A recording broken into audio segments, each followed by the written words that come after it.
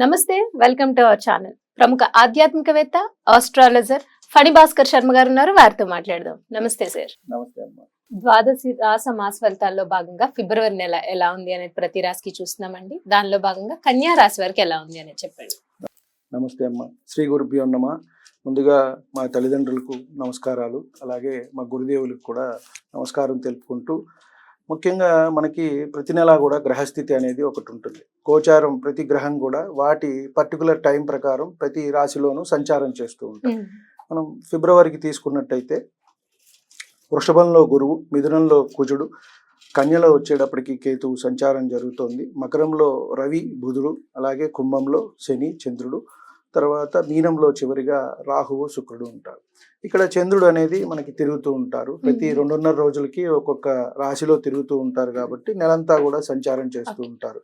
మిగతా గ్రహాలన్నిటికీ 30 రోజులు, 45 రోజులు అలా వాటి పర్టికులర్గా ఉన్నాయి. సో ఈ గ్రహస్థితిని మనం ప్రామాణికంగా తీసుకుని ముందుగా మనం ఈ కన్యా రాశిలోకి ఏ నక్షత్రాల వారు వస్తారని చూసుకుంటే, ఉత్తర 2, 3, 4 పాదాల వారు, అలాగే హస్త 4 పాదాల వారు, చిత్త 1, 2 పాదాల వారు వస్తారు. ఈ నెల అంతా కూడా వీరికి బాగుందని మనం చెప్పవచ్చు.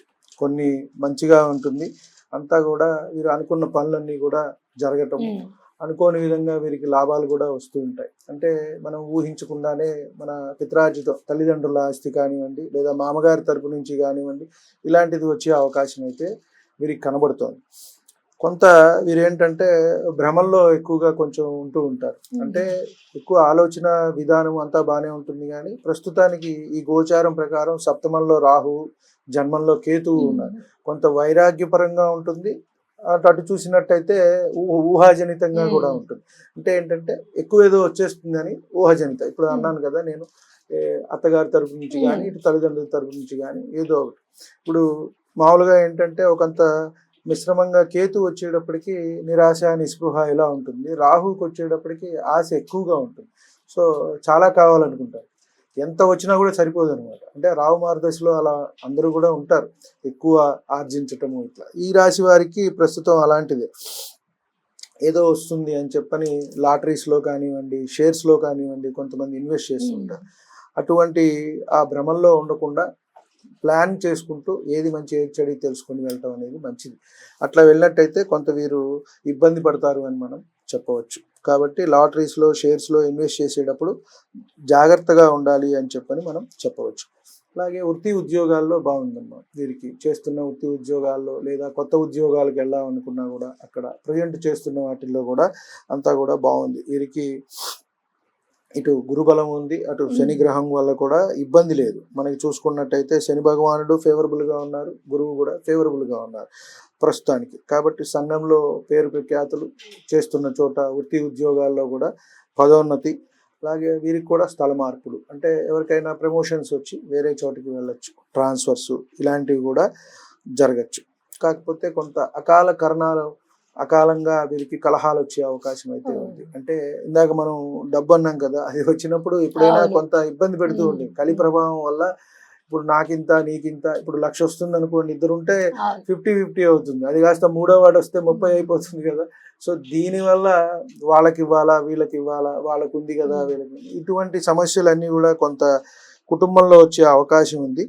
కాబట్టి కొంత జాగ్రత్తగా ఉండటం అనేది అవకాశం వీరికి చెప్పదగ్గ సూచన. ఇందాక మనం అనుకున్నట్టుగా ఆకస్మిక ధనలాభం అని చెప్పని భార్య లేదా భర్త తరపు వారితో, అది ఈ నెల వీరికి కొంత ఎలా ఉంది అంటే వస్తుంది, మంచిదే, కానీ ఈ గొడవలు కూడా వీటితో పాటు వచ్చే అవకాశం ఉంది. కాబట్టి జాగ్రత్తగా ఉండమని చెప్పదగ్గ సూచన.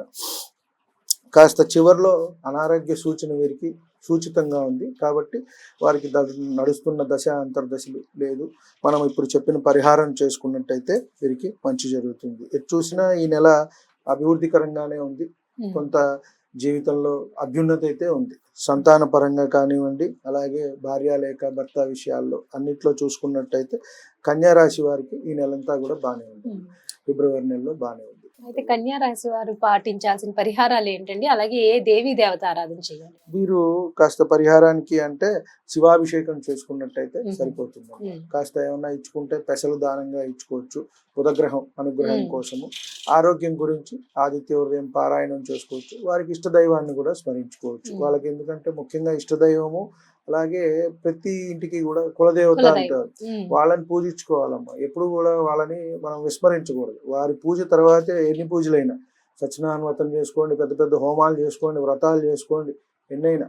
కాబట్టి మన ఇంటి దేవి దేవతారాధన చేసుకోవాలి. తల్లిదండ్రులను కూడా ఉన్నప్పుడు జాగ్రత్తగా చూసుకోవాలి, గతించిన తర్వాత వారి కార్యక్రమాలు అనేవి కూడా చేసుకుంటూ ఉండాలి. ఉమ్. అవే మనకి మన పిల్లలకి కూడా బ్లెస్సింగ్స్ అవుతుంది. అవును. కాబట్టి శివాభిషేకం చేసుకుంటే సరిపోతుంది. వారి అదృష్ట సంఖ్య, కలిసి వచ్చే రంగు. వీరికి పచ్చ అమ్మ, జాతి పచ్చ లేత ఆకుపచ్చ, మనకి ఎట్లయినా సరే ఆకుపచ్చ సంబంధించింది ఏదైనా వీరు ఒక క్లాత్ ఏదైనా దగ్గర అయినా పెట్టుకోవచ్చు, అలాంటి వస్త్రాలైనా సరే ధరించవచ్చు. వీరికి అదృష్ట సంఖ్య అంటే 5 అమ్మ. వాళ్ళకి నచ్చిన ఆ తేదీ లోపు ఏదైనా చేసుకోవచ్చు. బుధవారం అయినా సరే వారికి నచ్చినట్టుగా. అలాగే ఇందా చెప్పుకున్నట్టుగా మనం తారాబలం చూసుకొని వారికి తగ్గట్టుగా ఇక్కడ ఉత్తర హస్త చిత్త ఉన్నాయి కాబట్టి వారికి తారాబలంగా ఏదైనా మనం కార్యక్రమాలు స్టార్ట్ చేసుకునేటప్పుడు ఏవైతే ఉన్నాయో ఆ పనులు అనేవి చేసుకుంటూ ఉంటాం. ఓ, తారాబలం చూసుకుని మంచి కార్యక్రమాలు, మంచి ఏదైనా కార్యక్రమం. కార్యక్రమాలు స్టార్ట్ ఏదైనా చేసుకోవడం మంచిది. మనం ఇప్పుడు ఇంట్లో ఏమైనా కొనుక్కుంటాం, మ్మ్. వాహనాలు కానివ్వండి, ఇల్లు కొనుక్కుంటాం, ఏదైనా అగ్రిమెంట్ చేసుకుంటాము, అలాంటివి ఏదైనా సరే అలా తారాబలం చూసి ఇది ప్రతి ఒక్కరూ చూసుకోవడం మంచిదే కదా. ప్రతి ఒక్కరి ఒక్కరు కూడా ప్రతి నక్షత్రానికి మనకి చూసుకుంటే వారి తర్వాత నక్షత్రం, 4వ నక్షత్రం, 6వ నక్షత్రం, 8వ నక్షత్రం, 9వ నక్షత్రం, ఇది ఈజీగా ఉంటుంది, ఎవరికి వారు చూసుకుంటూ ఉండొచ్చు. అలాగే హోరాకాలం కూడా బుధవారం, గురువారం, శుక్రవారం మంచిది. బుధ, గురు, శుక్ర హోరలు కూడా మంచిది. మనకి రోజుకి 24 గంటలకి 24 తిరుగుతూ ఉంటాయి కాబట్టి 24 హోరలు అనేవి అవే రిపీట్ అవుతూ ఉంటాయి. శని, గురు, కుజ, రవి, శుక్ర, బుధ, చంద్ర ఇలాగే రిపీట్ అవుతూ ఉంటాయి అన్నమాట. ఈ 7 ఉన్నాయి, రాహుకేతువులకి చెప్పలేదు, ఇవే రిపీట్ అవుతూ ఉంటాయి కాబట్టి 21 తర్వాత మళ్ళీ అవే వస్తాయి ఆ 3 కూడా. కాబట్టి 24 గంటలు 24 వస్తూ ఉంటాయి. అనేది చాలా చక్కగా వివరించారండి. ధన్యవాదాలు. నమస్తే.